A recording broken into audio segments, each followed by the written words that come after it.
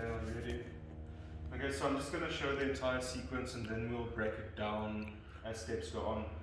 So Fritz already has a peculiar turtle because he's very off base. But he's doing the right things. You see, he's covering up so that if someone starts digging, you know, they'll find it hard to enter into all of the spaces. But something that I found really works to off-base someone, especially when he's very head heavy, is to do like an old school wrestler's tug. So even if he's on his elbows, I'll start working this collar tie from here and I'll like smack his forehead into the mat, and you don't have to be soft about this.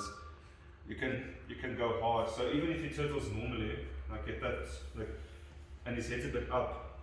No, get your knees closer. The point. So what I'm trying to cause is separation here. So at any time I'm gonna pull and I'm gonna pull. So, but it's normally gonna be a hard pull, and I'm not like pushing down. I'm kind of pulling towards me because look, when I settle into my weight, I'm also turtling. I'm just on top. So I'm pulling and I'm settling into my weight, then I cup this arm. So from here, there's already space opening. So you'll have a few reactions from there. We'll go through that if questions arise, but let's say for now he keeps his arm down. So the first thing I'm gonna do is I'm gonna keep close to him in my turtle, and I'm gonna see how my arm turns in, and I post. I'm gonna post, I'm gonna step. Now my knee is behind his elbow.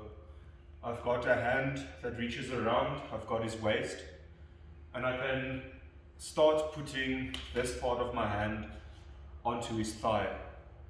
You feel that unbalance for it.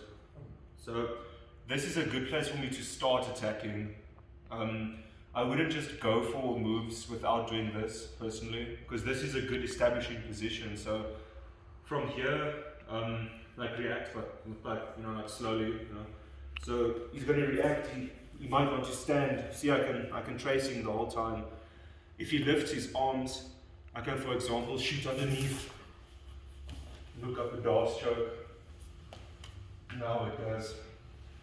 So this position is good because we get to see the reactions, but we're specifically going to look at back takes.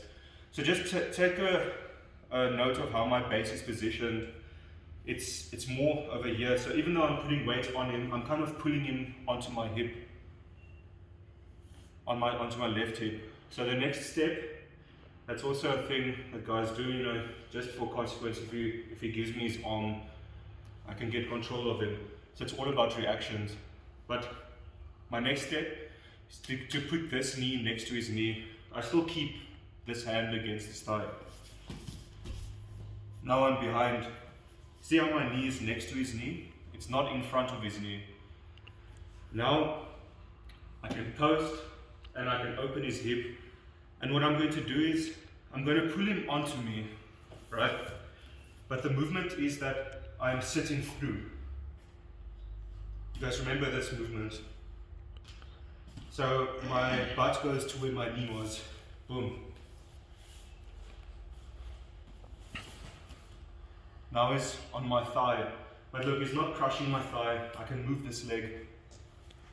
So from here, I'm going to hold this little hip bone, because chances are he's going to try to turtle back, but he's going to have to scissor for it to work. Boom. Now end up on top. Now let's just lift your head quickly. Turn. So look how, no, to the camera. So sit up. So look how my foot is digging in. You know, that's how I want to be when I'm taking the back.